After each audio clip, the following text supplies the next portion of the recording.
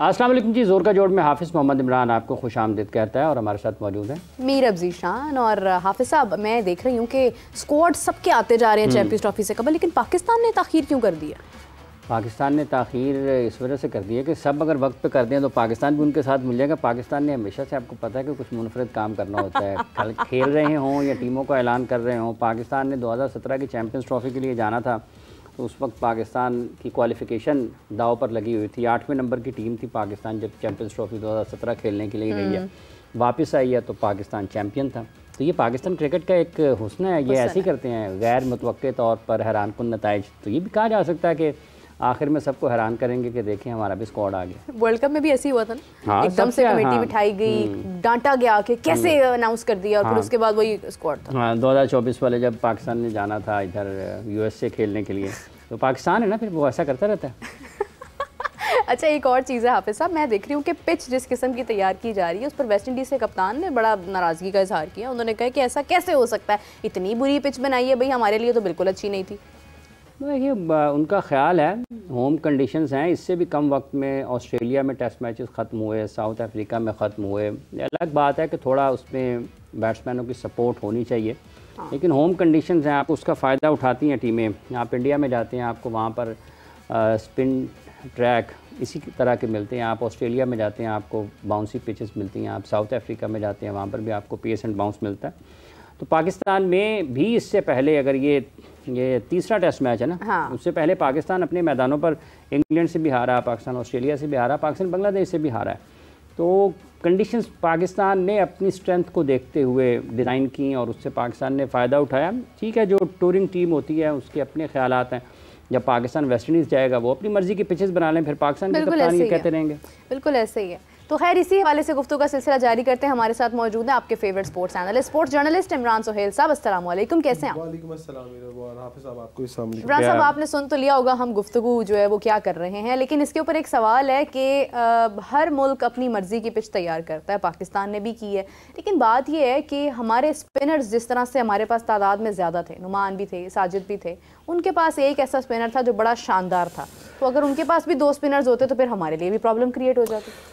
बिल्कुल, ये मैंने ये बड़े अरसे बाद मैंने ये जो टेस्ट मैच है बड़ा बॉल टू बॉल देखा है कि मैं भी देखूं कि होम कंडीशंस का फ़ायदा किस किस को हो रहा है। अभी आप बात कर रहे थे कि होम कंडीशंस के ऊपर ये बात जो है वो वेस्ट इंडियन जो कैप्टन है उसने बड़ा नाराज़गी का इजहार किया। ज़रा ये भी पूछ लें अपने बैट्समैन से जो आपके बैटिंग लाइनअप है, उनसे पूछें कि क्या वो खुश थे। तो मैं जहाँ तक मुझे अभी तक 2 लोगों से मैंने पूछा है तो उन्होंने आपका जो टॉप ऑर्डर है जिसमें आपके टॉप के बैट्समैन हैं वो इंतहाई नाराज़ हैं। वो कि आपको स्क्रीन्स के ऊपर ये चीज़ें ना दिखाई दे रही हूँ, लेकिन इंतहाई नाराज़ है कि इस तरह की पिचेस बनाई जा रही हैं। देखें आप साहब, पिचेस होम एडवांटेज उठाना चाहिए, ये राइट बनता है, पूरी दुनिया उठाती है, पर आप अपनी साइड भी देखें कि आपकी अपनी साइड क्या है, आपकी क्या अपनी साइड इस काबिल है। रिजवान ने ये तो कह दिया कि हमें आने वाले वक्त में डोमेस्टिक के अंदर इस तरह की पिचेस बनानी चाहिए ताकि हमारे लोग भी ट्रेन हो जाएं। तो इट मींस कि आपके बैट्समैन तो ट्रेन ही नहीं है ना इन पिचेस को खेलने के लिए। नहीं, वो उस तरफ भी आते हैं, पहले हम ये बात कर लेते हैं। तो अगर इस तरह की बात है कि आपके बैट्समैन अभी प्रॉपर स्पिन ही नहीं खेलनी आ रही है, शुरू से बाबर के बारे में ये कहा गया कि बाबर स्पिनर पर स्ट्रगल करते हैं, बहुत सारे लोग स्ट्रगल करते हैं। लास्ट प्रोग्राम में हाफिज़ साहब से बात कर रहे थे, सिर्फ कराची के वो लोग, अभी तक कराची में इस तरह की पिचेस बनती हैं, रड़ा पिच इसको कहते हैं, इसको आप हाईवे पिच नहीं होती है। हाईवे पिच तो बहुत सीधा होता है ना, वहाँ पर बॉल जो पिच है वो उसमें क्रैक्स होते हैं ना, वहाँ पर अनइवन होता है, वो तो जान से आउट करना पड़ता है। लेकिन ये इसको रड़ा कहते हैं। मुझे अच्छी तरह याद है, हम गुलफिशा टाउन में क्रिकेट खेलने जाते थे, वो खेत देहात में, वहाँ पर ना रूल होता था ना कुछ होता था, तो फिर वहाँ जिसका बॉल जहाँ लगा ऊपर रह गया, ऊपर चला गया, ब्रेक हो गया। सो इस तरह की पिचेस आपके बैट्समैन को फायदा नहीं दे रही, उल्टा नुकसान दे रही हैं। एक तरफ तो आप जीत रहे हैं, ये अच्छी बात है कि पाकिस्तान ने 2.5 दिन में भी, मेरा ख्याल 2 दिन का ये मैच, अगर आप ओवर्स को कंपाइल करें कि कितने ओवर हुए, तो ये 2 दिन के ओवर हुए थे। 2 दिन में दोनों टीमें 2 दफ़ा ऑलमोस्ट मेरा ख्याल है के हिसाब से आउट होती हुई चली गई हैं। तो अगर इस तरह की कंडीशंस के ऊपर क्रिकेट खेलनी तो फिर इसके ऊपर पाकिस्तान या वेस्ट इंडीज़ को ब्लेम नहीं करना चाहिए। हमें चाहिए कि ज़रा हम ICC को भी थोड़ा पूछ लें कि आप टेस्ट क्रिकेट की बात कर रहे हैं, तो क्या टेस्ट क्रिकेट 2-2 दिन के लिए रखी गई थी? तो फिर ख़त्म करें ना ये 5 दिन वाला मामला। सब अपना होम एडवांटेज उठा रहे हैं और क्रिकेट 2 दिन में, 3 दिन में, 2.5 दिन में, 4 दिन में ख़त्म हो रही है। तो 5 दिन वाला सीन क्यों रखा हुआ? फिर करें ना, शॉर्ट फॉर्मेट पर आ जाए। आप अगर वनडे से T20 पे आए थे तो टेस्ट का भी ऐसा फॉर्मेट निकाल लें कि हाँ यार 3 दिन में आप जिस तरह की मर्जी पिचेस बनाए खेलें। कहीं ना कहीं म्यार को भी सामने लेके आए। होम एडवांटेज तो आप सामने लेके आ रहे हैं, म्यार भी तो होना चाहिए ना क्रिकेट का, देखने वाले को मजा आए। जिस ब्रॉडकास्टर ने पैसा भरा 5 दिन का, जिस तरह राइट्स खरीदे, वो कहाँ जाएगा? लेकिन देखिए, एक तो मौसम का फैक्टर था हाफिज साहब, दूसरा ये है कि कुछ जगहों पर या कुछ मुल्कों में अभी जो हम टेस्ट क्रिकेट की बात कर रहे हैं 5-5 दिन भी हुई है। हाँ, जाते हैं, हुई भी है वहाँ जहाँ सपोर्टिव विकेट्स बनती है और जो अपनी स्ट्रेंथ के साथ आते हैं। मैं वही वाली बात करता हूँ कि अगर न्यूजीलैंड और साउथ अफ्रीका या ऑस्ट्रेलिया वर्सेस इंग्लैंड पिचेस बनती हैं तो फिर वो क्या करेंगे, किस तरह की पिचेस बनाएंगे? ऑब्वियसली ना वो स्पिनिंग, देखिए क्रिकेट होनी चाहिए ज़्यादा दिन, तभी लोगों को फ़ायदा होता है, हमें भी बात करने का मज़ा आता है, आप लोगों को भी बात करने का मज़ा आएगा। फिर पता चलता है कि कौन कितने पानी में। फास्ट बॉलर से 1 ओवर करवाया। हाफिज़ साहब, मेरा ख्याल आपने भी जितनी क्रिकेट आज तक देखी है, आज तक मेरा ख्याल ये वाहिद टेस्ट मैच होगा जिसमें फास्ट बॉलर ने 1 ओवर किया हमारी तरफ से। मेरा ख्याल है, क्योंकि यूएई में भी होती थी लेकिन उस वक्त भी इतने कम नहीं होते थे, 5-5 ये ओवर कम होते थे। कर लेकिन एक सवाल है कि जैसे आपने भी कहा इमरान साहब के कुछ बल्लेबाज जो हैं वो नाराज़ हैं, तो क्या वो बल्लेबाज बता सकते हैं कि बांग्लादेश के ख़िलाफ़ उन्होंने रन्स क्यों नहीं किए, इंग्लैंड के ख़िलाफ़ उन्होंने रन्स क्यों नहीं किए, ऑस्ट्रेलिया के ख़िलाफ़ उन्होंने रन्स क्यों नहीं किए? 2-3-4 बरस से वही बल्लेबाज खेल रहे होंगे ना, कुछ नया तो आया नहीं टॉप ऑर्डर में, तो वही के वही लोग हैं। बिल्कुल, आपका बड़ा उनकी नाराज़गी कहाँ पे बनती है अगर वो इस पिच पे कह रहे हैं कि मतलब ये तो कह रहे हैं नाच ना जाने आंगन टेढ़ा। एग्जैक्टली आपका सवाल बहुत मजे का है, इस पर जवाब भी यही बनता है कि देखें जो पहले ही मरे हुए हैं उनको और मार रहे हैं आप, और कहते हैं हम तो पहले इस काबिल नहीं थे, आगे से आपने और हमें मुश्किल में डाल दिया। ये उज़र उनका किसी से बनता नहीं है, वो किसी से भी करेंगे यार, अनवर ट्रेनिंग ट्रैक पे खिला दिया। आपसे फिर इसका जवाब ये है तो अब आप वहाँ पे साउथ अफ्रीका में भी खेल के आए ना, आप ऑस्ट्रेलिया में भी खेल के आए। बैटिंग तो कहीं भी हमारी, अगर बैटिंग ने कहीं ज्यादा मैचेस नहीं जितवाया आपको, बॉलिंग नहीं जितवाया। अगर हरवाया तो वो भी बॉलिंग ने हरवाया, जितवाया तो लो स्कोरिंग मैचेस खेले ना आप सब सारे के सारे, कहीं हाई स्कोरिंग हमारा मैच नहीं हुआ। इवन दूसरी टीमें आगे 600 करती रही हैं। तो ये बात आपकी बिल्कुल ठीक है कि वो ये इतराज क्यों कर रहे हैं, और ये इतराज उनका बनता नहीं। अगर बनता है तो भाईजान फिर साइड पे हो जाओ, तो जाके फर्स्ट क्लास खेले ना। फिर यहाँ पर कसूर पता है किसका है? यहाँ पर कसूर पाकिस्तान क्रिकेट बोर्ड के उन सिलेक्टर्स का है, उस मैनेजमेंट का है, जो कि अपने इन लोगों को जब वो आउट ऑफ फॉर्म होते हैं इनको फर्स्ट क्लास खेलने के लिए नहीं भेजते। मुझे बताएं बाबर ने कब से फर्स्ट क्लास खेली और कितने मैच खेलने पिछले 3 सालों में? मुझे बताएं, आपके कामरान गुलाम तो चले आई फर्स्ट क्लास के अंदर से स्कोर करके है ना, बाकी का मुझे बताएं कौन स्कोर करता है जाके आपका टॉप ऑर्डर्स में, कौन खेलता है फर्स्ट क्लास? फिर आप कहते हैं शेड्यूल इस तरह का नहीं है जी, जगह ही नहीं बन रही, फर्स्ट क्लास कैसे खेले? तो भाईजान आप फिर नए लोगों को मौका दे देना, तो इन्हें कहें यार जरा तुम भी जाके 1-2 साल फर्स्ट क्लास खेलो, तो पता चले तुम्हारे बल्ले पे गेंद आना शुरू हो, तुम्हें पता चले मुख्तलिफ वेदर्स के अंदर, मुख्तलिफ कंडीशंस के अंदर जाके किस तरह क्रिकेट खेली जाती है। आप आते हैं, आप कैंप एंजॉय करते हैं, कैंप एंजॉय करने के बाद जहाज में बैठते हैं, दूसरे मुल्क जाते हैं, वहां 2-4 दिन प्रैक्टिस की, मैच के लिए परफॉर्म हो गया नहीं हो गया, तो आपके सोशल मीडिया में बैठे हुए जितने भी गिद्ध हैं वो पड़ जाते हैं उड़ के सब। हम तनकीद करते हैं तो हम पे पड़ जाते हैं। तो भाईजान कभी रुख जो है वो उनकी तरफ भी करे ना, कि जो नहीं परफॉर्म कर रहे उनको भी मुंह दिखाएं जरा अपना। कोई नई गिद्ध पड़ी है आपको? भाई हमें तो आप जरा देख लीजिएगा कमेंट्स के अंदर, बड़े जज्बात के साथ आपने ये बात की। तनकीद हम करते हैं ना, तो हम पर भी लोग तनकीद करते हैं। कदे अपने हीरो को भी तनकीद करो ना जरा, जो आपके हीरोज बने हुए।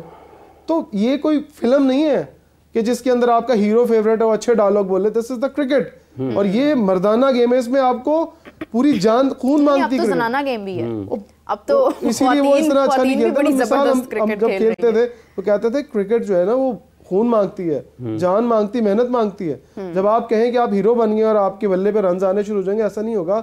आपको पहले दिन जिस तरह आप टीम में आए थे उसी तरह मेहनत करनी पड़ेगी, और जब आप 100 टेस्ट मैच खेल लेते हैं तब भी आपको उतनी ही मेहनत करनी पड़ती है कि आपने क्रिकेट खेलनी, क्योंकि आने वाली क्रिकेट नए तर्ज की क्रिकेट आ रही है। लोग आपको जज कर लेते हैं, लोग आपको बैठ के स्टैट्स देखते हैं आपके, फिर आपके साथ खेलने आते हैं। अच्छा इमरान साहब, इंजरीज काफ़ी ज़्यादा सामने आई हैं इस सारे टेन्योर में। वैसे ये है कि अभी हम इंडियन स्क्वाड की भी बात करेंगे क्योंकि उसमें जसप्रीत बुमराह का नाम भी शामिल है, लेकिन उससे पहले मैं BBL के बारे में बात करना चाहूँगी कि स्टीव स्मिथ की इंजरी सामने आई, और दूसरी तरफ हमने देखा कि आमिर जमाल को NOC जारी कर दिया गया है BBL के लिए, और बांग्लादेश पहुँच भी गए हैं आई थिंक सो। लेकिन ये है कि आमिर जमाल का BBL का जो NOC उनको दिया गया है और उनका जो है वहाँ पर जाकर खेलना राइट बिफोर चैंपियंस ट्रॉफी, क्या ये मुनासिब है? हम कैसे इतना रिस्क ले सकते हैं कि हम लीग की इजाज़त दे दें? खुदा ना खास्ता कोई इंजरी अगर वाकया हो जाती है देखिए तो आपका सवाल मैं समझ गया हूँ। हाँ। देखिए, आप के मुल्क में टेस्ट क्रिकेट हो रही है और टेस्ट क्रिकेट के अंदर आप फास्ट बॉलर्स को खिला नहीं रहे। हाँ। अगर आपने उसको चैंपियंस ट्रॉफी खिलानी है तो कहीं ना कहीं आपने उसको प्रैक्टिस देनी है। देखिए, वो कह रहा है कि मुझे आप तो खिला नहीं रहे, प्रैक्टिस मेरी हो नहीं रही, मुझे मैच प्रैक्टिस चाहिए। आपने आगे वाइट बॉल क्रिकेट खेलनी है सारी 6 महीने आपके पास नहीं है, खास तौर पर आपकी ट्राई नेशन सीरीज और चैंपियंस ट्रॉफी आ रही है। वो इसलिए इजाज़त मांग रहे हैं क्योंकि आपने बाकी सबको इजाज़त दी है। वो देख रहा होगा बैठ के, यार सारे आप परफॉर्म कर रहे हैं, पैसा भी कमा रहे हैं, मैं यहाँ पर बैठा हूँ। क्योंकि पाकिस्तान क्रिकेट बोर्ड भी पैसा देता है प्लेयर्स को, लेकिन जो आपका थिंक टैंक है वो बैठ कर ये सोच रहा होगा कहीं ना कहीं आपको मैच प्रैक्टिस चाहिए। बहुत ज़्यादा देर आप जब बाहर रह जाते हैं तब भी आपके ऊपर परफॉर्मेंस पर फ़र्क पड़ता है। आप रिदम्स, फास्ट बॉलर एक ऐसी मेरा क्रिकेट है जिसके ऊपर आपको रिदम में रहना बहुत ज़रूरी है। अब अगर फिटनेस की बात करते हो तो फिटनेस प्लेयर के ऊपर अपने ऊपर डिपेंड करता है।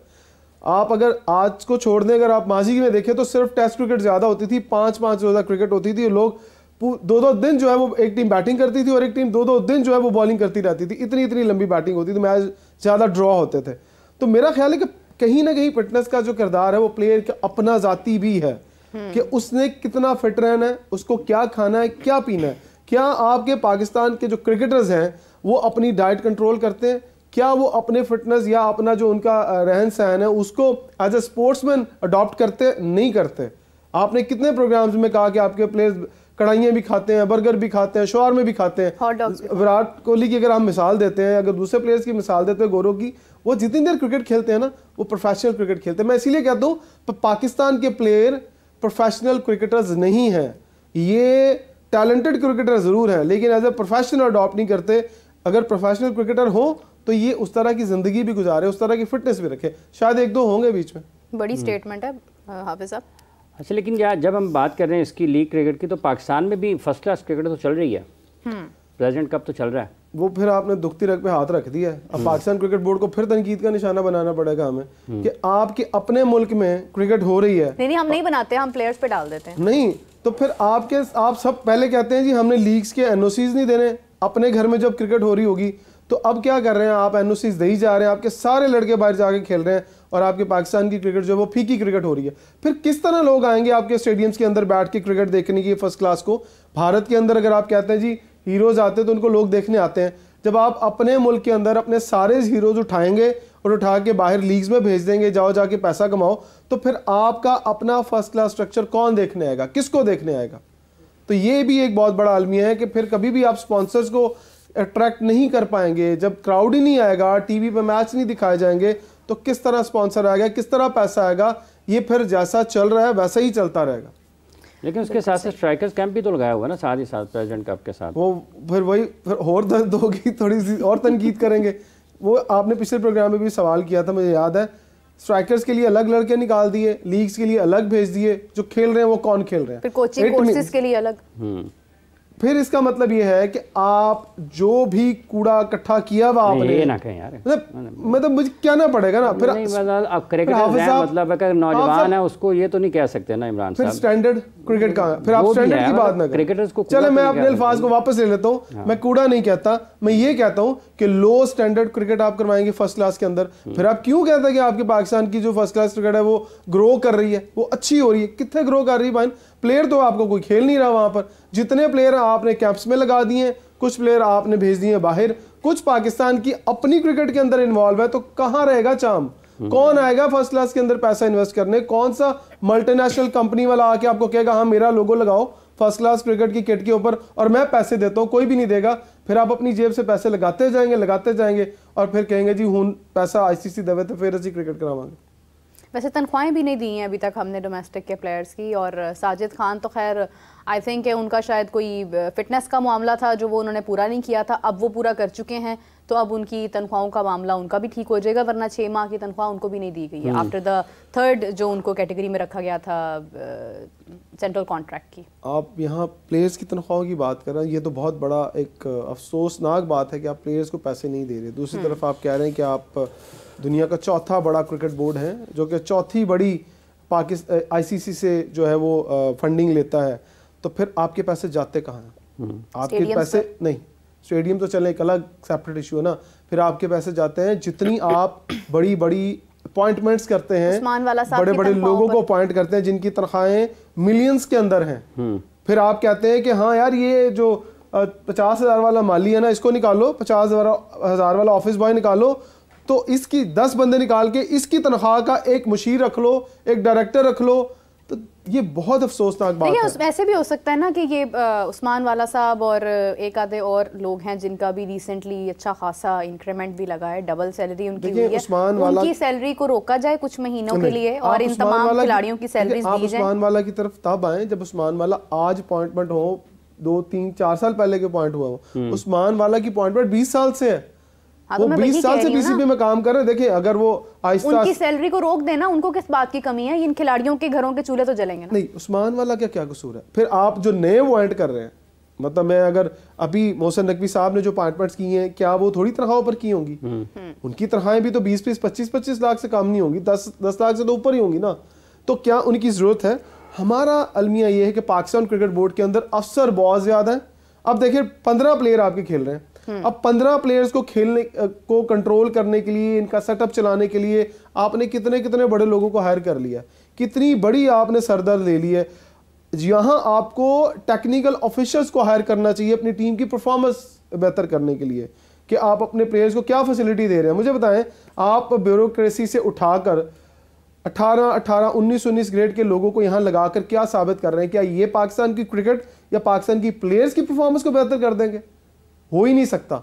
हाँ, अगर आप ये कहें कि मैंने एक 20-25 लाख वाला कोच हायर कर लिया, तो मेरी समझ में ये बात आती है कि वो आकर पाकिस्तान के प्लेयर्स की परफॉर्मेंस पे उनकी जो नीड है कि हाँ यार उनको कहीं ना कहीं कुछ समझाने वाला, सिखाने वाला। अब जाकर इनको जरूरत है किसी ऐसे कोच की जिस पर इतना पैसा लगाकर। जूनियर क्रिकेट में भी आ सकते हैं ना, जूनियर में चलें वो जरूरी है, लेकिन इनको तो जरूरत नहीं है अब। लेकिन अगर आप ये कहते हैं कि प्रोटोकॉल्स हैं दुनिया में, वो तो आकिब जावेद साहब ऑलरेडी। आकिब जावेद की तनख्वाह कितनी होगी आपकी? मुझे कोई आइडिया नहीं। मिलियंस में होगी ना, मिलियंस से कम तो नहीं होगी ना, मिलियंस में उनकी सैलरी होगी। सो ये जगह ही ऐसी है, कोई भी आएगा ना वीरम, उसकी 10-15 लाख से कम सैलरी नहीं होगी, क्योंकि ये उन लोगों ने सर्व किया, क्रिकेट खेली, सीखा, अब आके कोचिंग कर रहे हैं। लेकिन जो आ रहे हैं अफसर शाही आ रही, वो आके क्या कंट्रोल कर रहे हैं? मुझे इसकी आज तक समझ नहीं आई कि वो आके क्या बना रहा है ऐसा जो पाकिस्तान क्रिकेट बोर्ड के अंदर बैठे हुए पहले लोग नहीं कर रहे थे। उन्होंने क्या करना आगे? तो इस आपका ख्याल है कि सिस्टम जो है वो उसमें कोई बेहतरी के इम्कानात ज़रा मुश्किल हैं? अब साहब आप क्योंकि बहुत ज़्यादा इन रहते हैं इन मामलात के साथ, आपको ज़्यादा पता, बेहतर पता है। जब तक पाकिस्तान क्रिकेट बोर्ड की जो बड़ी बड़ी पोस्टों के ऊपर पैसा खर्च होता है, मिसाल के तौर पे मैं समझता हूँ कि पाकिस्तान के अंदर 5 से 6 पोस्टें ऐसी हैं पाकिस्तान क्रिकेट बोर्ड के अंदर, अगर वो ना भी होना तो क्रिकेट बहुत अच्छी चलेगी। बट आपको बड़े नाम अपने साथ जोड़ने हैं, क्योंकि देखिए मोहसिन नकवी साहब जो हैं वो पाकिस्तान क्रिकेट बोर्ड के चेयरमैन हैं, वो फुल टाइम यहाँ पर अपना टाइम नहीं दे पा रहे। उन्होंने अपने काम डिवाइड करने के लिए अपने ही मनपसंद लोग, अपनी मर्जी के लोग रखे और अपने एतबार वाले लोग रखे हैं कि हाँ यार अगर मेरे बाद कोई बंदा होगा जो मुझे सारी चीज़ें बताएगा कि हाँ मोहसिन नकवी साहब यहाँ पर ये बंदा गलत काम कर रहा है, ये यहाँ ये इसलिए सिर्फ अपॉइंटमेंट्स हो रही हैं। मुझे बताएं सुमैर सैयद साहब का क्या काम है पाकिस्तान क्रिकेट बोर्ड के अंदर? क्रिकेट बोर्ड की बेहतरी को करने के लिए एक इंतजामी ओहदा है जिसको उन्होंने चलाना है, और वो मोहसिन नकवी साहब के नीचे काम कर रहे हैं। इससे पहले वाला जो बंदा था, क्या वो करप्शन कर रहा था? क्या वो पाकिस्तान क्रिकेट बोर्ड की बिल्डिंग टेढ़ी बना रहा था? क्या वो पाकिस्तान की बिल्डिंग को ख़राब कर रहा था, स्टेडियम गलत बना रहा था? क्या ऐसा कर रहा था? कोई एलिगेशन हमारे सामने नहीं आज तक आया कि जिसको हटाकर उनको लगाया गया वो गलत काम कर रहा था पहले वाला। अगर तो देखिए जिनको हटाया गया उनको आपने PSL के अंदर अपॉइंट कर दिया, तो फिर मतलब आपको इजाफी बोझ पाकिस्तान क्रिकेट बोर्ड के अंदर ऊपर वाले ओहदों पर क्यों रख रहे हैं आपने अगर लोग रख नहीं है तो फिर आप नीचे जूनियर क्रिकेट जिसने आपको मुस्तकबिल में जाकर क्रिकेटर्स देने हैं, आप वहाँ पर अपॉइंटमेंट्स करें, वहाँ क्वालिटी और अच्छी अपॉइंटमेंट्स करें ताकि आपको अंडर 15, 17 और 19 से लोग अच्छे क्रिकेटर्स तैयार करके दें, पढ़े लिखे बच्चे तैयार करके दें, और जो पाकिस्तान को जाके आगे जो है वो उनकी नुमाइंदगी करें, पाकिस्तान को फ़ायदा हो। बिल्कुल सही बात है। इमरान साहब, स्टेडियम्स का क्या बना है, कहाँ तक पहुँची है कंस्ट्रक्शन उसकी? हमारे पास भी उसकी कुछ आई तस्वीर भी, वीडियोस भी, कि अभी तक जो है वो कंस्ट्रक्शन थोड़ी बहुत कुछ स्पेसिफिक एरियाज़ की जा रही है, लेकिन यह कि हमारे पास अभी भी तकरीबन 5 दिन का वक्त तो है जो डेडलाइन हमने अनाउंस की है। अदरवाइज़ ICC तक तो हमारे लिए काफ़ी हद तक लेवरेज है, 12 तारीख तक हमारे पास जो है वो मार्जिन है। लेकिन यह कि हमने जिस तरह से कहा था कि 25 तक हम मुकम्मल स्टेडियम्स हैंड ओवर कर देंगे ICC के, तो काम कहाँ तक पहुँचा है उसकी? देखिए अगर आप एक और बात आपको बताऊं, जब पाकिस्तान क्रिकेट बोर्ड ने एक नक्शा जारी किया था फर्स्ट डे, उसके अंदर आपको पता है कनोपी भी थी स्टेडियम की और उसकी लाइट्स भी वहीं पर ही लगनी थी। आपने कनोपी वाला सेटअप लेट कर दिया। इट मींस कि आप इस स्टेडियम को भी मुकम्मल स्टेडियम नहीं कह सकते जब तक उसका जो नक्शा आया था उस नक्शे के मुताबिक ये स्टेडियम अभी तैयार नहीं हुआ। अभी इसको आधा काम सिर्फ चैंपियंस ट्रॉफी के लिए किया जा रहा है, जो एक तो लोगों के बैठने के लिए जगह आ जाए इंटरनेशनल मैच के लिए, और ब्रॉडकास्टर्स के लिए वीआईपी लोगों के जो कमरे हैं वो तैयार हो जाए, पवेलियंस तैयार हो जाए, और आप एक इवेंट को जो है वो उसकी मेज़बानी करने के लिए तैयार है। सिर्फ इतना सा काम है। बाकी आप देखिएगा जैसे ही चैंपियंस ट्रॉफी ख़त्म होगी आपको फिर से कज़ाफ़ी स्टेडियम काम के लिए दोबारा खुल जाएगा और इसको खेल के लिए बंद कर दिया जाएगा। स्पेशली कनोपी, मुझे क्योंकि मैं किसी सीनियर का एक इंटरव्यू सुन रहा था, उसमें ये बात आ रही थी कि जो लाइट्स इस दफ़ा लगाई गई हैं एसएमडी लाइट्स, वो खासी महंगी लाइट्स लगाई, क्वालिटी लाइट्स लगाई गई हैं। अगर ये कनोपी के चारों तरफ लाइट लगती एसएमडी लाइट्स तो ज़्यादा बेहतर परफॉर्म करती। अगर वो अब नहीं लग रही कनोपी तो हमें लाइट्स थोड़ा ज़्यादा बढ़ानी पड़ रही हैं और थोड़ा सा टावर को जो है नीचे करना पड़ रहा है। ये लाइट्स दूर से आ रही हैं, जितनी ये लाइट्स आपके करीब होगी ज़्यादा अच्छी विजिबिलिटी दिखाई देगी। सो पूरे का पूरा आप समझ लें हाफिज़ साहब, दोबारा से हमें जब कनोपी लगेगी उसके ऊपर छत लगेगी तो फिर से लाइटों का काम मुझे लगता है कि दोबारा होगा, अगर नक्शा चेंज नहीं किया गया तो। मुझे अभी तक ये ना मैंने पढ़ा है ना मैंने कहीं देखा है कि नक्शे को चेंज किया जा रहा है और टावर्स यही रहेंगे और कनोपी के सामने लाइटें नहीं लगेंगी। मतलब आप वो जैसे दुबई स्टेडियम में है वहाँ उस तर्ज पर यहाँ पर ये लाइट नक्शा देखा था हमने, उसमें तो वही देखा था कि टावर्स उसमें नहीं थे पूरे नक्शे में। अगर आपकी टीम के पास हो तो वो चला के देख सकते हो उस पिक्चर को, उसके ऊपर उस स्टेडियम के ऊपर टावर नहीं है।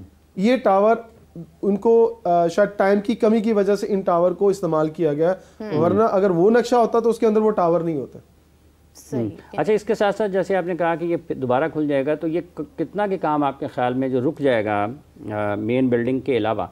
मेन बिल्डिंग के अलावा एक मेन बिल्डिंग भी मुकम्मल नहीं हो पाएगी और दूसरा उसके साथ ये जो फ्लड लाइट्स हैं इनका काम दोबारा आपके ख्याल में होगा? अगर तो ये टावर्स का इस्तेमाल जो है करेंगे, देखिए आप सब कनोपी लग जाती है तो फिर उसका शेड आएगा आपके जो जितने भी सिटिंग एरियाज हैं वहां पर भी लाइट फिर कम पड़ जाएगी। सामने वाली लाइट कितनी रोशनी देती है ये तो अभी लगेगा तो समझ आएगा कितनी देती है।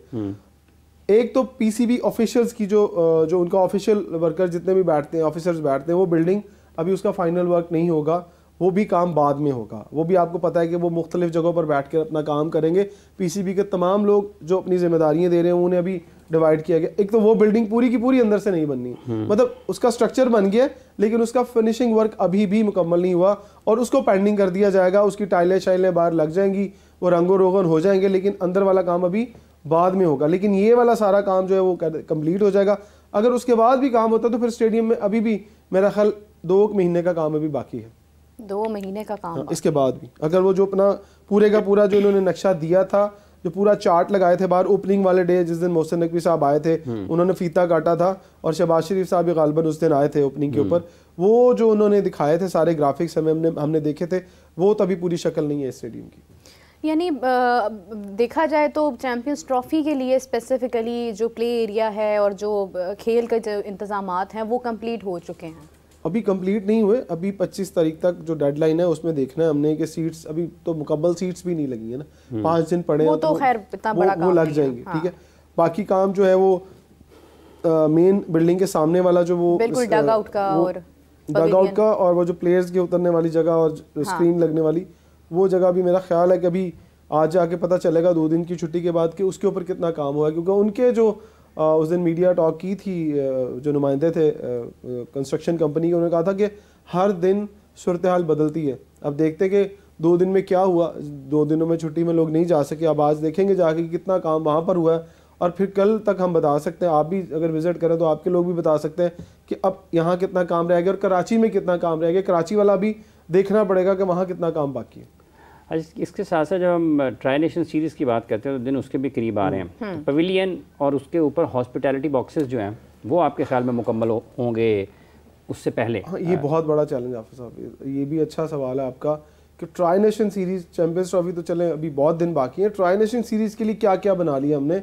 और सबसे बड़ा जो चैलेंज है वो यही है कि आपने ट्राई नेशन सीरीज़ के मैचेस यहाँ रखे हैं, तो क्या हॉस्पिटलिटी बॉक्स, जो आप प्लेयर्स पवेलियन एरिया है वो जो स्टेज हैं आगे वाले एरिया की, वो और बाकी सारे काम आप मुकम्मल कर लेते हैं ताकि मैच शुरू हो तो ठक ठक ठुक ठुक की आवाज़ें ना वहाँ पर आ रही हो, क्योंकि जब मैच शुरू हो जाएगा तो आपको कोई भी वहाँ काम नहीं करने देगा। अगर आप काम कर रहे होंगे तो फिर आप वायलेशन कर रहे होंगे। वैसे तो वायलेशन बढ़ी हुई हैं नहीं, लेकिन ये वाली वायलेशन नहीं होगी, आईसीसी का इवेंट है ये तो हमारी होम सीरीज है ना, ट्राई नेशन सीरीज।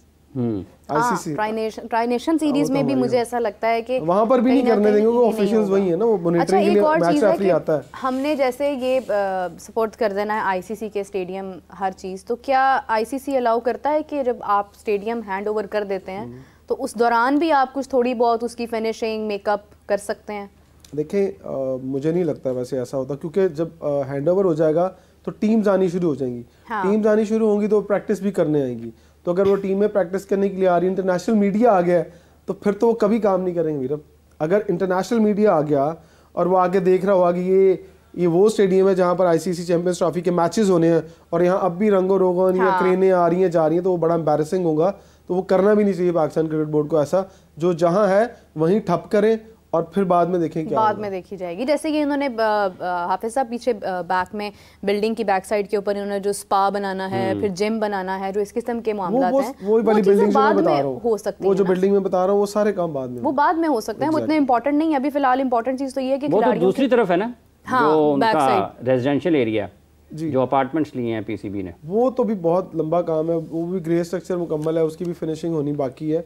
लेकिन जो इन्होंने बैक साइड पे अपने ऑफिस बनाए हैं पीसीबी ने, उसके अंदर भी कुछ इन्होंने इस तरह को जिम शिम रखा है, शायद अपने ऑफिस के लोगों के लिए रखा हो कि वो यहाँ पर आ सके। प्लेयर्स के लिए भी इन्होंने कुछ इस तरह के इंतजाम करने हैं। प्लेयर्स के लिए तो एनसीए में भी है सारा कुछ ऑलरेडी है कि वो जिम करना है तो एनसीए में जाके तो एक दीवार ही फैलांगनी है ना, उस तरफ चले जाए बीच में से गुजर के। चलें लेट्स सी कि ये काम जो है वो कब तक जारी होता है और इसमें क्या क्या जो है वो तब्दीली आती है। एक और बहुत इंपॉर्टेंट चीज़ ये है कि हाफिज साहब इंडियन टीम ने स्क्वाड अपना अनाउंस कर दिया है, तो क्या ख्याल है, अनाउंस हम भी कर दें? हाँ करें जी, बिल्कुल मैंने भी कल देखा है, उस पर जसप्रीत बुमराह भी हैं, केएल राहुल भी हैं, श्रेयस की वापसी हुई है, सिराज ड्रॉप हुए हैं, अर्शदीप सिंह हैं, वाशिंगटन सुंदर हैं, कुलदीप यादव हैं, जडेजा हैं, 4 स्पिनर के साथ Gill, KL Rahul, 4 fast bowler हैं, 3 fast bowler, fast bowling allrounder, 4 spinners के साथ आ रहे हैं। अब ये बड़ी इंटरेस्टिंग चीज़ है कि 4 स्पिनर्स वो खिला रहे हैं। अच्छा, कुलदीप यादव की जो एंट्री है हाफिज साहब, बाबर आजम के लिए, एक तरफ बाबर आजम दूसरी तरफ कुलदीप यादव, ये बाबर आजम के लिए इनको लाया गया वापस या वाकई में इनका आना बहुत ज़रूरी था? देखिए बड़े दिन पड़े हैं, अगर बाबर आजम आज भी स्पिनर पे बैठ के काम करना शुरू कर दे। और देखिए बाबर आजम जब फ्लॉप हुए, जब वो शुरू में रन्स करते थे, जिस दिन वो जल्दी आउट होते थे ना, अगली सीरीज पे जाके वो काम करते थे और वो उस गलती पे काबू पाते थे। लेकिन अभी टाइम नहीं है ना, मैचेस ही 3 है सारे। देखें सीखने के लिए तो आपके पास अगर एक लम्हे में भी सीख लें तो सीख सकते हैं। I wish। अब ये वो बात नहीं है कि उन्हें समझ लेट आएगी, दिमाग की बात है। अगर वो अपना थोड़ा सा आसमान से नीचे आ जाए तो आई होप कि वो बहुत बेहतर परफॉर्म कर सकते हैं। बात सारी यही है, बहुत सारे लोग यही करते हैं कि बाबर शायद लाइट ले रहा है हर चीज़ों को, कि वो कोई मसला नहीं हो जाएगा। क्योंकि मैंने तो काफ़ी जब क्रिकेट खेलते थे तो हम देखते थे इस तरह के प्लेयरों को, तो हमने उन्हें कहना कि यार सुबह मैच बहुत तगड़ा है, तो वो सोता भी लेट था और कहता वो यार कोई मसला ही नहीं है, तो सुबह अक्सर वो जल्दी आउट हो जाता था। तो फिर हम पूछते थे हाँ 10। तो ये वाली चीज़ें, वही वाली बात जो मैं स्टार्ट में कह रहा था कि जब आप पहले दिन क्रिकेट खेलते हैं और जब आखिरी दिन क्रिकेट खेलते हैं तो आपको बताना पड़ता है कि आप वैसे ही जा रहे हैं। हाँ। जो इंटरनेशनल, मैं इंग्लैंड और ऑस्ट्रेलिया के प्लेयरों की क्यों मिसाल देता हूँ, इसीलिए देता हूँ कि वो अच्छे वक्तों में चले जाते हैं। हाँ, वो तनकीद चले भी जाते हैं। जिमी एंडरसन की एग्जांपल है हमारे पास। एडम गिलक्रिस्ट की सबसे बड़ी, अगर कोई बुक पढ़े, उनकी वो इंटरव्यू सुने जो मैंने सुना हुआ, वो कहता मेरे से एक कैच सिर्फ ड्रॉप हुआ था, उस दिन मैंने डिसाइड कर लिया था और वो पीक पे था तब भी, मैंने कहा बस क्रिकेट खत्म हो गई। बिल्कुल सही बात है। हाफिज साहब एक चीज़ मैं देख रही थी कि अगर हम दुबई की बात करते हैं तो क्योंकि दुबई में आपका खासा विजिट भी हुआ है, अपने मैचेस भी वहाँ पर देखे हैं, दुबई की किस किस्म की विकेट होती है, उसके मुताबिक क्या 11 हो सकती है भारत की? देखिए डिपेंड करता है ना कि अभी वो पिच जब हैंड ओवर करता है आईसीसी को और वो क्यूरेटर्स को क्या हिदायत देते हैं, और 3 फास्ट बॉलर तो उनके खेलने हैं और ये उनके लिए कोई ऐसा मसला नहीं है। इसमें बुनियादी तौर पर देखें जो स्पिनर्स हैं उनके, वाशिंगटन सुंदर खेलें, जडेजा खेलें, अगर ये 2 स्पिनर्स भी खेलते हैं तो दोनों बैट्समैन भी हैं, वो ऐसे नहीं है कि सिर्फ उनको बॉलिंग की वजह से शामिल किया गया। वाशिंगटन सुंदर भी अभी उनको बीजीटी में भी देख लें तो वो बैटिंग करते हैं अच्छी 50 भी उन्होंने की, और उसके साथ साथ अक्षर पटेल भी बैट्समैन है, अच्छी खासी बैटिंग करते हैं। T20 वर्ल्ड कप में भी इन्होंने बारियाँ अच्छी ली थी। तो बुनियादी तौर पर तो इनके जो स्पिनर्स हैं ये दोनों अक्षर और वाशिंगटन सुंदर, दो फास्ट बॉलर ऑलराउंडर खेलेंगे आपको लगता है, शेट्टी और पांड्या? कौन? पांड्या और शेट्टी? नहीं, शेट्टी तो है ही नहीं। शेट्टी, हाँ शेट्टी मिस कर दिया मैंने। हाँ है? नहीं है, मिस कर दिया। और हार्दिक पांड्या 3 फास्ट पर उन्होंने खिलाने। अब देखें वो अनाउंस एक दफ़ा कर देते हैं स्क्वाड दोबारा से। स्क्वाड के अंदर जो है वो शुभमन गिल हैं, उसके बाद विराट कोहली हैं, रोहित शर्मा हैं, श्रेयस अय्यर की जो है वो एडिशन इसमें की है, शामी को शामिल किया है जो कि अनएक्सपेक्टेड था फॉर मी क्योंकि उनके काफ़ी मसाइल थे। हाँ, श्रेयस शामिल है उसमें, शामी है। फिर बुमराह की वापसी भी है, जैसे बुमराह की बैक स्पैज़म की बात की जा रही थी तो उनको शामिल किया गया है। So he is, I don't think so he is injured any more, वो बिल्कुल ठीक है। फिर इसी के साथ जो है वो जैसे हाफिज़ साहब ने बताया अक्षर पटेल शामिल है इसमें, सुंदर को शामिल किया है। सुंदर का हाफिज़ साहब ये डेब्यू तो नहीं कहेंगे इसको? नहीं, क्रिकेट तो वो खेले हुए हैं ना, अभी बीजीटी में भी खेल के हैं, बीजीटी में भी खेल कर आए हैं। फिर इसी के साथ जो है वो जायसवाल का डेब्यू होने जा रहा है। जायसवाल को पता नहीं वो खिलाते हैं नहीं खिलाते? खिलाएंगे, अगर वो शामिल किया तो मुझे लगता है कि जायसवाल लाजमी होंगे इसके अंदर, उन्हें होना भी चाहिए। जायसवाल देखिए डिपेंड करता है कि वो क्या साइड बनाते हैं अपने। हो सकता है ओपन करें रोहित शर्मा और जायसवाल, 1 डाउन आ जाएं विराट और शुभमन गिल।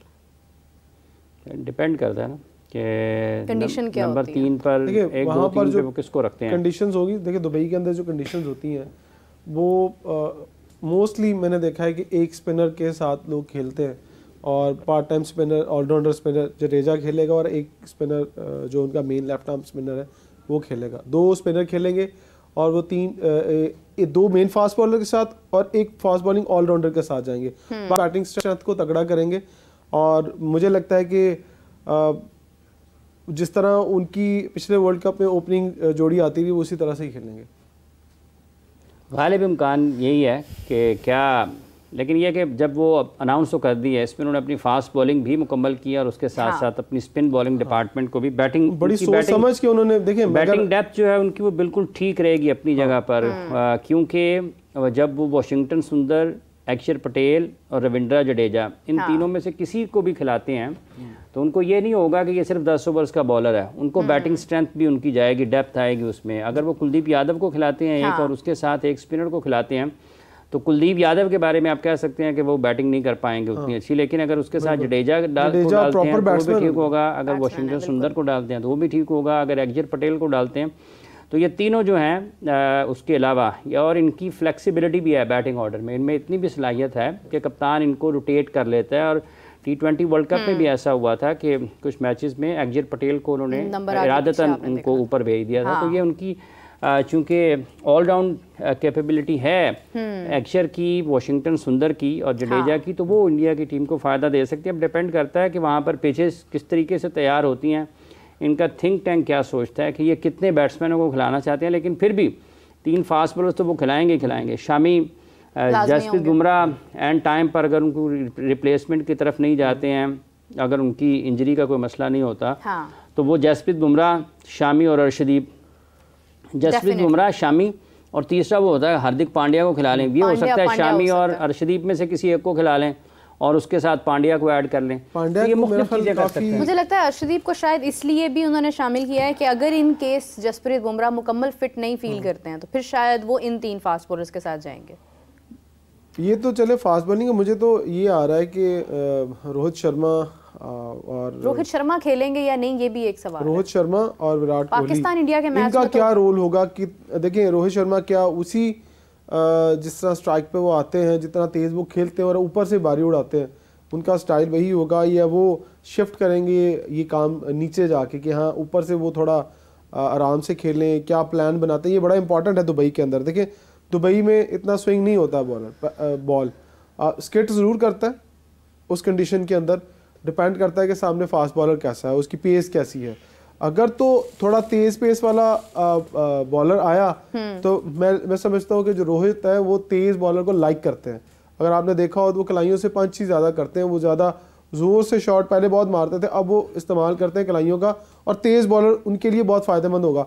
अगर मीडियम पेसर आएंगे तो फिर थोड़ा सा मैंने देखा है कि अब रिफ्लेक्सेस स्लो हो गए हैं, तो वो थोड़ा तंग होते हैं, उस तरह से परफॉर्म अगर आप देखें वो नहीं कर रहे हैं।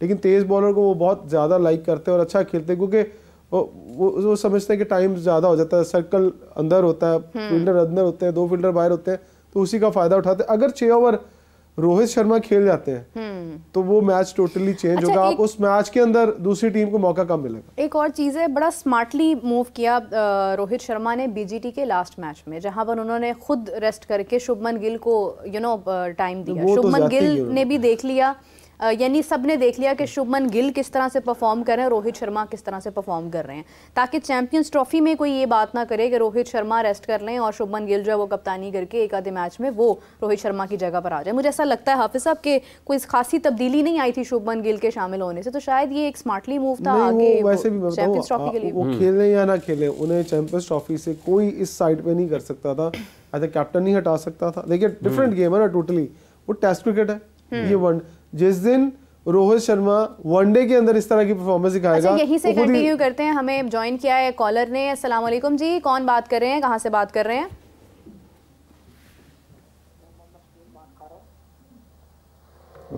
जी अस्सलाम वालेकुम, आप सुन रहे हैं? हेलो, आपकी आवाज़ नहीं आ रही, आप थोड़ा इतनी आवाज़ में बोलें तो हम तक पहुंच जाए जैसे हमारी आवाज़ आप तक आ रही है। कुछ ऑडियो का इशू है, आवाज़ नहीं पहुंच रही है हमारे तक। और कोशिश अगर आप दोबारा करें, आपका राब्ता अगर दोबारा होता है तो हम दोबारा आपकी कॉल लेते हैं।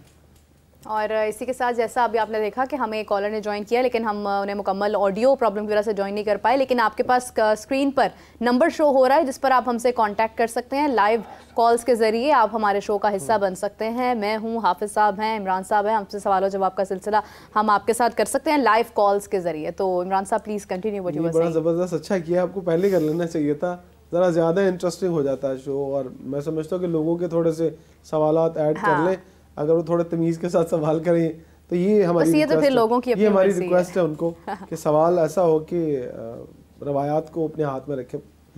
लेकिन देखिए, अभी बात हो रही थी रोहित शर्मा की और विराट कोहली की। रोहित शर्मा अगर 6 ओवर खेल जाते हैं और शुभमन गिल उनके साथ भी अगर अच्छा परफॉर्म करते हैं तो बारी तो फिर नीचे आएगी ना विराट कोहली और दूसरे बैट्समैन की। डेफिनेटली मैं समझता हूँ कि 15 ओवर बहुत इंपॉर्टेंट हो गए इंडियन टीम के लिए।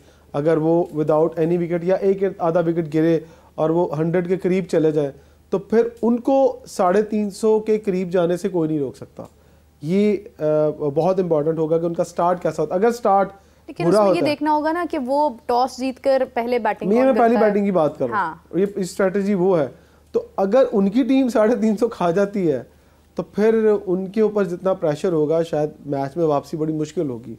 क्योंकि चेज फिर चैंपियंस ट्रॉफी के अंदर फिर आपको 2-3 बड़ी बारियां एक्सेप्शनल चाहिए होंगी, एक आधा 100 चाहिए होगा, 2-3 50 चाहिए होंगे, फिर जाके आप 350 के पास पहुंचते हैं दूसरी बारी में। पाकिस्तान का क्या स्क्वाड हो सकता है as compare to India? India ने तो, हमें इंतजार तो इंडिया का ही था कि बस इंडिया अपना स्क्वाड बताए और फिर हम सोचें कि हमने क्या करना है। ये आपने अच्छा सवाल किया, जो आपने इंट्रो में तो बोल दिया, तो मैंने समझा शायद पहला ही सवाल ये आ जाएगा। लेकिन देखिए, पाकिस्तान हमेशा से ही जो है वो एक्सपेक्ट हम यही कर रहे होते हैं कि वो सरप्राइज ही देंगे। हाँ। तो मुझे लगता है कि आपके 3 फास्ट बॉलर्स तो इसके अंदर ऑलरेडी फिट हैं।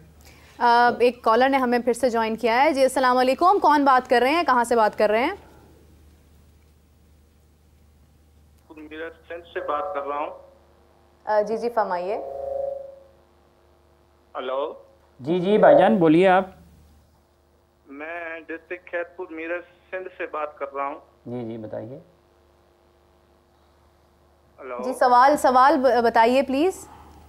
मेरा सवाल ये है, जैसे गद्दाफी स्टेडियम की रिनोवेशन या वर्क चल रहा है, ऐसे कराची स्टेडियम की बिल्डिंग अभी तक वो भी कंप्लीट नहीं हुई है, उसका तो नहीं हो रहा है। ठीक है, बहुत बहुत शुक्रिया आपका, आपने सिंध से सवाल किया और अपने ख्यालात का इजहार किया। आपको तामीराती काम के हवाले से अपडेट चाहिए। जी इमरान साहब। मैंने यही कहा था कि कराची वाला जो काम है उसके बारे में हमें अपडेट लेनी चाहिए। लाहौर वाला तो हमारे सामने पड़ा है। हाँ। हम लाहौर वाला तो जाके ऑब्जर्व भी कर सकते हैं, देख भी सकते हैं, लेकिन कराची वाला काम कितना हुआ है, क्योंकि जितना जो हम विजुअल्स देखते हैं मेरे, पहला मैच तो वहीं पे है ना, जो विजुअल्स हम देखते हैं ना, उन विजुअल्स के हिसाब से तो बहुत खिलारा पड़ा हुआ, और उतनी तेजी से काम नहीं हो रहा और उतनी ज्यादा लेबर भी नहीं वहां पर लगी। ये बड़ा इंपॉर्टेंट एक पॉइंट उन्होंने उठाया हमारे कॉलर्स ने, कि ओब्वियसली वो सिंध से बात कर रहे हैं तो हो सकता है वो कराची का चक्कर लगा के आए हों और हम लोग क्योंकि सवाल लेट आपका आया, अब हम प्रोग्राम ख़त्म करने के चक्करों में हैं, तो हम आपका सवाल का जवाब जो है वो हम प्रॉब्लली नेक्स्ट एपिसोड में, नेक्स्ट प्रोग्राम में ज़रूर देंगे, क्योंकि वहाँ पर हम लोग कोशिश करेंगे कि हम कराची से किसी भी नुमाइंदे को अपने साथ एंगेज कर पाएँ। और इमरान साहब, आपका स्क्वाड जो कि आधे में रह गया, अब उसका वक्त हमारे पास ख़त्म हो गया, लेकिन हम उसको आपसे जो है वो दोबारा से स्क्वाड जो है वो अनाउंस करवाएंगे। चलिए जी, बहुत बहुत शुक्रिया आपका इमरान साहब, और जितने भी लोग हमें कॉलर और हमारे साथ हाफिज़ साहब, आप लोगों का बहुत बहुत शुक्रिया। अच्छा जी, कॉलर ले लेते हैं जी। अस्सलाम वालेकुम जी। वालेकुम सलाम। इमरान साहब, क्या हाल चाल है? ठीक है जी जी, बहुत शुक्रिया, बताइए। हेलो जी जी, आपको आवाज़ आ रही है, सुन रहे हैं आप? आवाज़ आ रही है तो सवाल कीजिए प्लीज़। जी, मेरा सवाल ये है कि आपके मुताबिक खुशदिल शाह की पाकिस्तान टीम में जगह बन रही है? As a lower middle order और 5 to 7 ओवर थ्रू कर सकते हैं, मिडल में लेफ्ट आर्म स्पिनर है। जी, बहुत शुक्रिया आपका, थैंक यू सो मच। जी, इमरान सोहेल साहब। देखिए, खुशदिल शाह साहब की जगह अभी तो फिलहाल बीपीएल में बनी हुई, बांग्लादेश प्रीमियर लीग में बनी हुई है। मुझे नहीं लगता कि पाकिस्तान क्रिकेट बोर्ड अभी उन्हें कंसीडर करेगा। हाँ। देखिए, जब वो परफॉर्म करेंगे पाकिस्तान की लीग्स के अंदर, उन्हें मौका दिया गया, बहुत दफ़ा मौका दिया गया, उन्होंने परफॉर्म नहीं किया। और जब किसी की जगह बनेगी ऐसे बंदे की, अब आप ये कह रहे हैं कि सलमान अली आगा को निकाल के खुशदिल शाह को डाल रहे हैं। सलमान अली आगा 6-7 ओवर करते हैं और इस वक्त वाइस कैप्टन है वनडे टीम के, और T20 के वो कैप्टन बना देते हैं हम। सो मुझे नहीं लगता अभी खुशदिल शाह को मौका मिलेगा। हाँ, अभी बहुत उनकी एज पड़ी है, अभी परफॉर्म करे, और जब हमारे 2-3 प्लेयर बाहर होंगे तो फिर उनको मौका मिल सकता है। हाफिज़ साहब, आपकी क्या राय है इसके ऊपर?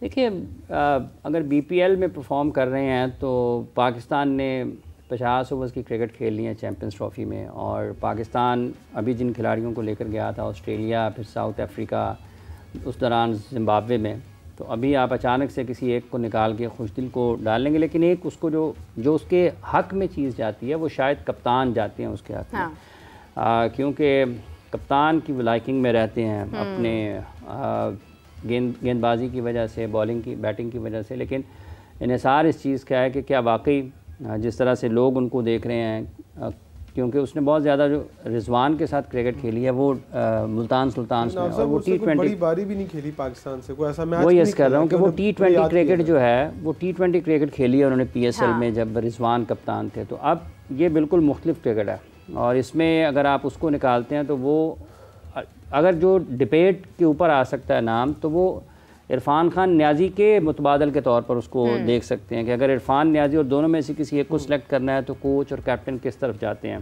बिल्कुल सही। अब इसी में एक टाई हो सकती है, लेकिन होना नहीं चाहिए। बुनियादी तौर पर अगर वो T20 क्रिकेट में परफॉर्म कर रहे हैं वहाँ पर, और पाकिस्तान इरफान खान न्याजी के साथ चल रहा है, तो आपको बुनियादी तौर पर उन्हीं खिलाड़ियों के साथ आगे जाना चाहिए जिनको आप खिलाते हुए आ रहे हैं, ऑस्ट्रेलिया से, जिम्बाब्वे से, साउथ अफ्रीका से। आप अगर उसको ले लें, वो परफॉर्म ना करें, और उसके बाद फिर आप कहेंगे इरफान न्याजी का भी नुकसान और खुशदिल शाह का भी नुकसान, तो बुनियादी तौर पर ये दोनों खिलाड़ी जो हैं उनका एतमाद ख़राब होगा। तो जिसको आप लेकर आ रहे हैं उसी को आपको चाहिए कि आप उसको चैम्पियंस ट्रॉफी भी खिलाएं। खेलना, परफॉर्मेंस होना ना होना बाज़ औक़ात आप कर भी जाते हैं, बाज़ औक़ात नहीं भी होती है, लेकिन जब आपने इतने मैचेस उसको खिलाए हैं तो अब आपको आगे इसी तरीके से चलना चाहिए।